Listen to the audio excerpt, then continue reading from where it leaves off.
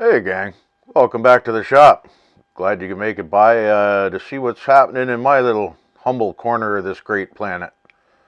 Anyway, funny story for you. I was sitting here getting ready to figure out how to film what I want to get across to you, and I dropped the microphone on the floor. So I took my hat off, bend down, pick it up. I catch a glimpse of the top of my head in the video monitor. And believe it or not, I didn't realize just how bald I was. And I can't believe you guys haven't pointed it out yet either. But kind of depressing. Anyway, the best I can do, I guess, is put the hat on, carry on.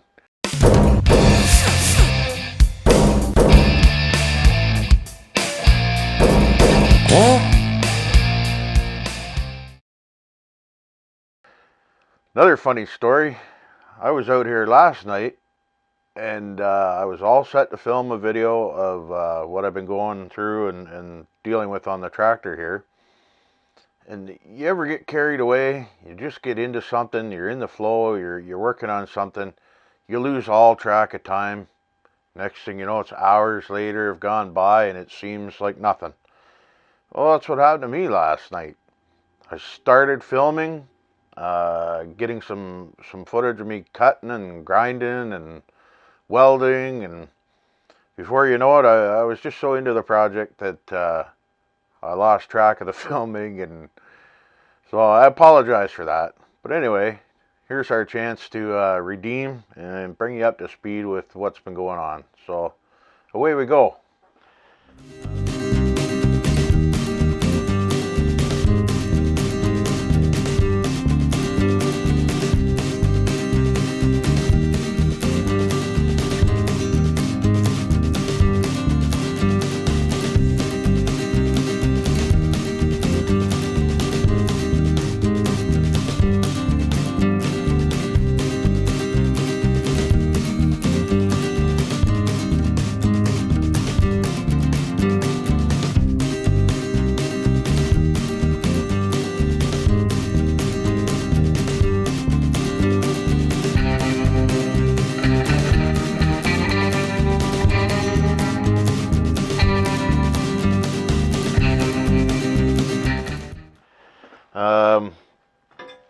I started cutting out the parts, and here was the first part that I had cut out. And I'll explain what these parts are going to be for here in a minute. But that was the first one, but it didn't fit the image that I was going for on this machine. There's not too many curves at the front end of the machine. It's all angular, not like the back with the round wheel wells. So I changed things up when I started cutting out the rest of them. My original plan was to cut 3 pieces the same, but I decided I'd go to an angled cut on the next 2 pieces, and it just seemed to fit the theme of the tractor and where it's going on the tractor a little better. So that was the thinking behind that. I've been cutting all these pieces out of a big chunk of about 3/16 metal here. It was originally a fireplace surround. Somebody was converting their house to a gas insert, took out the old fire burning unit, and I've been cutting pieces and panels and chunks out of this forever. It's been great. You can see on the shiny end here, I got 2 brackets left to cut out off this piece to finish our little project that I got on the go. I'm going to cut, I don't know, about a 2-inch piece twice here, so we'll end up 2 matching brackets. And that'll go along with the rest of the parts that I made last night that I didn't film. So anyways, let's go over to the tractor now, and we'll show you what's been happening. Hey, welcome back. We're here under the front fender on Swamp Donkey, and I've already gone ahead and cut the old clutch pedal off, but you can remember from the last video, it came to the outside of the footboard like this. and swinging forward, I was faced with a problem of having to cut a big chunk out of this fender, and I really didn't want to do that. So I've cleaned up the stub here, and I'm going to use the first plate that I cut. We're going to attach that onto there.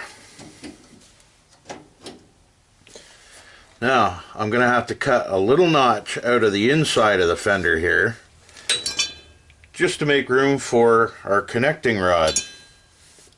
Now that's going to head up here to our brand new clutch pedal setup. It's completely different than what we had, and I'm thinking it's going to work pretty good. But hopefully you can see here. There's our arm, our actuator arm on the clutch pedal rod. Now we'll go up here, and there is the new clutch pedal. So I think that's going to work pretty good. We'll set you down here. So we'll have a connecting rod coming up from the inside, and then it'll attach the two. My thinking was that I put 3 different holes in here just for different lengths of pedal travel, make it somewhat adjustable. I didn't want to be just stuck with one setting, but we went pretty beefy with the pedal. It's doubled up, the same material as the arm down below, but doubled up in thickness, welded all together. I went with more of an angular cut. We've got some angle iron with my nice sawtooth clutch pedal on there. That should make sure the muddy boots aren't going to slip off the pedal. And down in here I used the same 1-inch gas pipe, drilled an 1.25-inch hole through the whole bottom of the clutch pedal, inserted the 1-inch ID pipe, welded it all the way around both sides, and now inside I have a 5/8 by 1 inch bronze bushing. That's 5/8 bolt, runs right through the 2 brackets that we cut, bolted to the floorboard, and that, my friends, is going to take care of our clutch duties, well, and brake duties. Last season I had the brakes hooked to a bicycle handbrake lever on the shifter, and for the weight of the machine going down hills, you couldn't bring this thing to a complete stop. It would slow it down, but you wouldn't be able to stop. So out on the trail, that's no good. So here's what's left of that setup. I got to disconnect the cable still. I do have the brake rod is set up. Once I figure out the exact spacing on the arm and everything's welded in, I can work on the spring tension for the brake arm. That's going to be a nice, quick, easy hookup. But with this here, I do have to leave some space between it and the footboard, because when the belt stretches, it's going to want to retract that arm towards the footboard. So I do have to leave some compensation for that. So I figure pretty much this vertical, same as the clutch pedal above, and we'll start with that for our baseline. If it needs some adjusting, we can go from there. So with our clutch setup taken care of, that leaves me free to leave this fender intact here. I can go ahead and make my filler panel. I can make it symmetrical to the other side here where it meets the footboard and everything. So that's going to work out pretty darn good in the end. So I'm pretty happy with that. Once this fender's bolted to the footboard, like the other side is as well, this stiffens up. This whole front end becomes one solid unit. I think it's going to do a good job of making sure this thing doesn't bend and twist. But the other thing I got to do still while we're under here is I do have to take care of this steering rod. The these heim joints aren't meant to articulate as much as this front end does. Not on that plane. They're more meant to twist in line with the ball this way, not this way. So I did have some problems with binding. I'm going to take care of that. And these little tiny heim joints here, they look puny compared to everything else that I've used for hardware on the front end of this machine. I don't know if you can see down in there, but we used full 1/2 inch heim ends on either end of the tie rod. Grade 8 hardware. I think that was 3/4 gas pipe. Bolts welded in the end, so it gives us full adjustability. I can do a full-on front end alignment with this machine between the adjustments and the steering arm here at either end and in the tie rod there. You can really dial this thing in. It's been a good system so far. I don't plan on making any huge changes. I do want to shorten this arm up and go back to the original length I had of this arm, which was about there. Move this rod out to this point, shorten this arm up, and I'm going to lengthen this arm accordingly, or appropriately, or proportionately, to give me more leverage on the steering and more travel with the arm. What was happening is I was running out of gear on the pinion and stuff in the steering up here before the steering components in the front had reached their max limits. So I wasn't getting full potential out of my steering. That's something I would like to change, because this is a big machine and you need all the advantages you can get to wind through some of these tight trails and in between the trees. I just measured this thing the other day. It's 42.5 inches wide on the outside of the rear tires. It's 48 inches tall to the top of the seat or the top of the steering wheel. You can take your pick. And it was about 85.5 inches long. So it's approaching 8 feet long. If I get any bigger, it wouldn't fit in the trailer that I use to haul it. So that's been my constraints.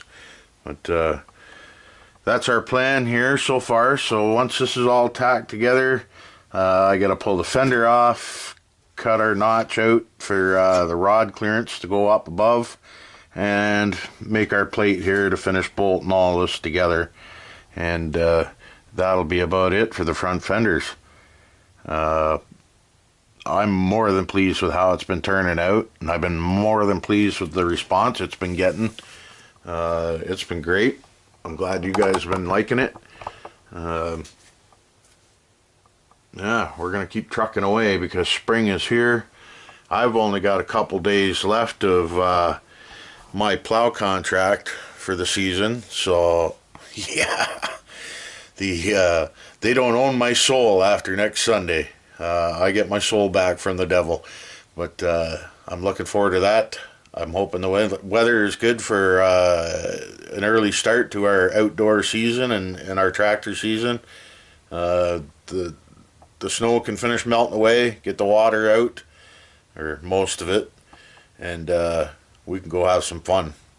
But anyway, I'm going to carry on with this, and we'll see you guys in a little while.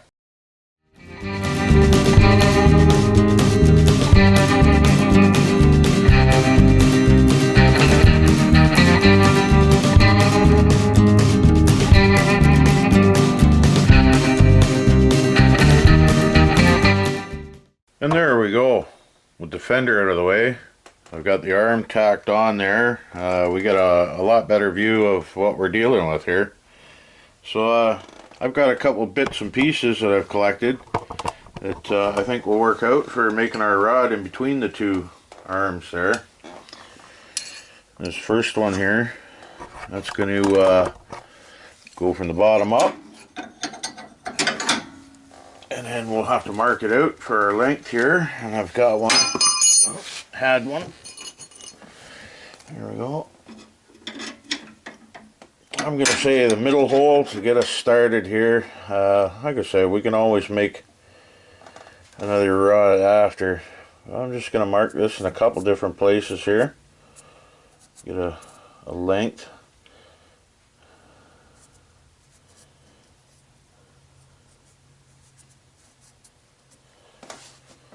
There we go. That should get us in the ballpark. But we'll carry on and get that rod made. That'll be one step closer to having this done.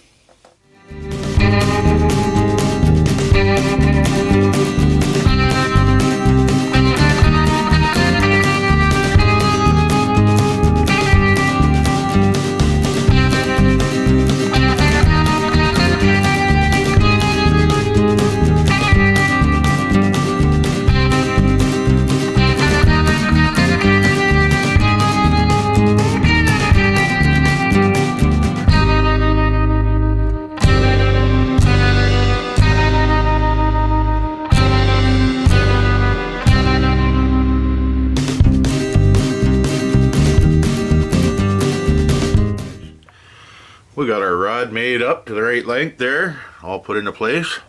It's connected to the arm, which is only tacked for now until I run through some paces here, make sure that it's going to work out for us. But before the fender's in the way, you can see we got good action, lots of travel. I think we're going to be in fine shape here. I went ahead and I clearanced the fender for our rod to travel through. We're somewhere in that neck of the woods, so that's going to work out just perfect. I think we'll call this project a success. I can't see any reason why this isn't going to work out a lot better than hacking away half the fender down there to make clearance. This was a much cleaner, much nicer answer to the problem. And I'm not going to bolt everything back together for now because I got to finish the paint on this fender. It's one of the few things I do have left to paint. I do have to fix the paint on this side panel. There were some wrinkly areas here when I went to put the clear coat on. I think it was a temperature issue trying to paint in here when it was too cold. But there we go, the new and improved clutch. I think that's a winner. Anyway guys, I hope you like some of these ideas. Maybe if you're in a jam you can incorporate some of my ideas into your builds. Whatever works to help you out there. Anyway, I hope you enjoyed it. I know I enjoyed making it, and I'm sure impressed with how it's turning out. So next step would be pushing on it to run this thing through the gears. Anyway, thanks for stopping by, and we'll see you again real soon. Ciao for now.